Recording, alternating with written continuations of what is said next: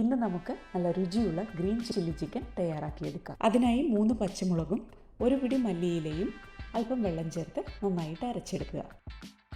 ഇനി 450 ഗ്രാം ചിക്കനിലേക്ക് ആവശ്യത്തിന് ഉപ്പ്, 1/4 ടീസ്പൂൺ മഞ്ഞൾപ്പൊടി, അരച്ചെടുത്ത മല്ലിയില, പച്ചമുളക് കൂട്ടും കൂടി ചേർത്ത് നന്നായി മിക്സ് ചെയ്ത് ഒരു 30 മിനിറ്റ് മാരിനേറ്റ് ചെയ്ത് വയ്ക്കുക. ഇനി ചൂടായ പാനിലേക്ക് 1 ടേബിൾ സ്പൂൺ ഓയിൽ ഒഴിച്ച് ഇതിലേക്ക് 3 അല്ലി വെളുത്തുള്ളി അരിഞ്ഞതും കൂടി ചേർത്ത് ഒന്ന് മൂപ്പിക്കുക. ഇതിലേക്ക് 1 സവാള അരിഞ്ഞത് കൂടി ചേർത്ത് ഒന്നുകൂടി നന്നായി വഴറ്റിയെടുക്കുക.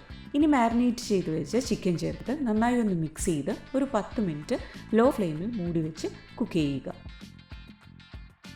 ഇനി ഇതിലേക്ക് 1 ടേബിൾ സ്പൂൺ സോയ സോസും ഗ്രേവിക്ക് ആവശ്യമായ 1/2 കപ്പ് ചൂടുവെള്ളവും കൂടി ചേർത്ത് നന്നായി മിക്സ് ചെയ്ത് ചിക്കൻ നന്നായി കുക്ക് ചെയ്തെടുക്കുക.